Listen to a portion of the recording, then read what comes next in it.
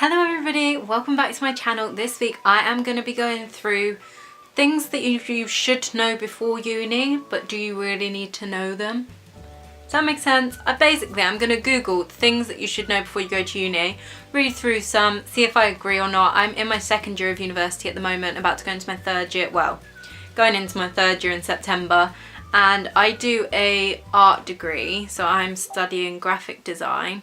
So some of these things might not apply to me because of that, because it's not an academic subject, but I think a lot of it, it's just uni life, isn't it? So most of it's very similar, but I've just Googled something and it's come up with the Which like company, you know, where it's like Which Best Buy. And the first one on here is Know Your Bank Balance. And this I completely agree with. It's not as terrifying as you think. You do have to sort out things that you wouldn't normally, especially because I didn't get into halls in my first year because I lived too close to the uni to be able to get into halls because there wasn't many available, etc, etc. So I had to go and get a house or a flat straight away with random people that I didn't know. So that was kind of scary because you don't know who you're living with, you don't know what they're like, but you know, you have to sort out bills and rent and things like that. So what I would suggest is when you get your student finance in, I have an account of savings, an account of like spending, and I put all of my rent money and bill money into my savings and then just take it across every time I need it. So when I'm about to pay a bill, I'll take it out of my savings, just so that you know. God. Spike! Don't know what he's barking at. I think he's oh, I thought he was stopping. Okay. So yeah, knowing your bank balance is definitely important because you do need to sort out, you do need to make sure that you don't run out of money, basically. Okay, so I agree with that one too. You can create your own society. You can. I didn't know about this that much before I went to uni, but you can create your own society if there's something that you think is worthy of being in a group or more people, you know, loads of people that would want to do it. You can actually create your own societies, which is really cool if you have a good idea for one. But I never did it. I did sign up for a society and then I was too scared to go, so I didn't. But oh well, I had more time to do work. Number 3, it's perfectly normal to feel homesick. 100%. Everyone feels homesick at some point or another. I mean, I only live an hour away from uni, so I'm easy. Like if I have had a really bad week, I can go home for the weekend and it's not that big of a deal for me, which is why I chose to go to the uni that I did, because I know that I would get so homesick and wouldn't be able to cope. So yeah, you probably will feel homesick at some point, unless you just love your uni life so much. I know a few people that don't really care about going home. A lot of people stay here all through Easter, all through summer, and they're like, nah, I don't want to go home. But I think it's definitely normal to feel homesick, definitely. Number 4, don't sleep through lectures. I don't have this problem. I'm a naturally early waker, so I don't really have this problem, but I agree, you should go to all of your lectures.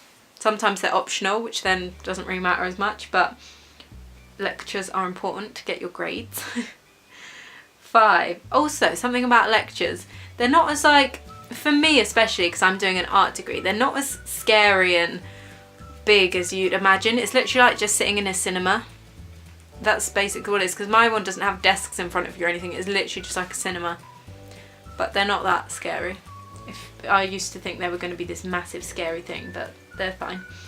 Number 5, it's never too early to think ahead. I think this is true because if you know what you need to do, like for me, I get a brief and then in that brief it tells me what I need to produce at the end. You can start thinking, you don't want to get too far ahead of yourself, because I've done that before and then they're like, no, you've done it wrong. Or no, you could have done it better like this. And then you're like, oh, if I didn't think ahead that much, then it would have been a better outcome. But you want to know what you do need to produce at the end so you don't go off track, and thinking ahead about like your career, maybe things that will help you with that, thinking ahead about where you're going to live next year, thinking ahead about how to spend your money, maybe work experience, projects. Sometimes they put on like optional projects or workshops and stuff, depending on your course, of course. But yeah, it's never too early to think ahead. I don't do that much extra stuff. I kind of like, I get stressed out if I've got too much going on, so I try and focus on the thing that I need for my degree, but I go to extra things occasionally. Always ask if there's a student discount. Oh my god, I'm not looking forward to losing my student discount. next year is my last year of having it. I use it for everything. Every time I go out to eat, I'm like, oh, excuse me, do you have a student discount? 9 times out of 10 they do. It's great. And every clothes shop, I'm like, oh, do I get a student discount? Thank you. Yeah, student discount is a godsend. I just love it. I'm going to be so sad without it. I don't know what I'm going to do. Number 7, remember to enroll. Well, you normally get emails to let you know that you need to enroll in your course and things like that. But yeah, definitely remember to enroll, otherwise you're going to get there and you're not registered, and that would not be good. Number 8, you may be entitled to a bursary. So that's like extra funding if you're on a low income, I think. If your family's on a low income, I think you get a bursary. Or is it if you're really clever, you get a bursary? I don't know. All of this again will be emailed to you, or it was to me anyway. If your university is on it, then it should all be emailed to you if you are entitled to one. Finding out how you're entitled to one.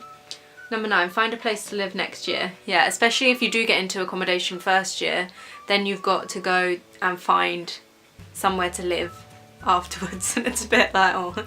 But I had it at the first year anyway, where I had to find my own place to live, so it wasn't quite as bad for me going into this year. And we're renewing the house we're in now for next year, because it's so, like, it's just easy and it's really nice and it's good rent, and yeah, it's a really good landlord and everything like that. So yeah. Make sure you know where you're going to live, and they go quickly as well, especially when you're going from first year to second year. People start getting them like before Christmas. You've only been there a few months, it's ridiculous. But always keep it in your head who you're going to live with and where you're going to live. Try and find a place. Number 10, enjoy it. Second and third years will be tough. Yeah, if you're your first year of uni, honestly enjoy that, because it doesn't, I don't know if this is the same for every single course, but I know that most courses, the first year doesn't count towards your final grade, so it's sort of time to experiment, do what you want to do with your course, and really, really just enjoy it, because second year does kick up a notch. Did for my course anyway. The workload, the amount you've got to do, the fact that it is actually towards a grade now, it's a lot more pressurising, but it's still fun. I wouldn't not go, I would still go. It's still fun, especially if you enjoy the course. And it is a lot of fun, and you make friends, and it's definitely an experience that I would recommend to anyone, because I was terrified before I went to university, because I was always so shy and I didn't like talking to new people. I didn't know how to talk to people, but everyone is in the same boat as you when you get there. There is only a few people that will know someone else. You know, everyone is so in the same situation, so everyone's so friendly and everyone's trying to talk to everyone to make friends. So that is the best time to really like make friends and make your like connections on your course, I guess. But then this year there's like 104 people on my course in my year, and I still don't know some people's names. How bad is that? Because we're in first year we're all segregated into like 4 different groups, so you didn't get to see everyone, and now this year we're sort of all together, and I'm like, wait, you sure you're on our course? I haven't seen you before. But yeah, it's definitely an experience worth having, and of course it puts off trying to find work for 3 years as well, or however many years your course is, because I was terrified of going into work as well, and I didn't know what I wanted to do. So at least now I've had a little bit more time to enjoy being 20, nearly 20. Nearly 20, God. Yeah. I hope this little video has not put you off uni. I hope there are some scary things that are going to happen, you know, finding house, having to pay rent, having to have bills, looking after your own money and all things like that, but that is such a small part of it. It's making friends, living with people that you really like, and it's so strange living with people your age that are your friends, especially if you get put with people that you don't really get on in with first year, then you can always just move in with people that you meet in first year and second year, because in my first year I didn't get on with everyone that well, but I've moved in with one of the people that I did live in with the first year this year. Does that make sense? So I'm living with one person the same from last year, and then 2 people from my course as well. But I would recommend, if you do get homesick easily, don't go to a uni flipping miles away if you can't get back, because being able to get back for me is like a little reset button in my head. It just relaxes me, calms me, brings me back to being able to really focus again. I mean, of course it's different for everyone. Some people don't need that, and some people, even if they do get homesick, a phone call will suffice, so that's fair enough. But for me, I needed to come home.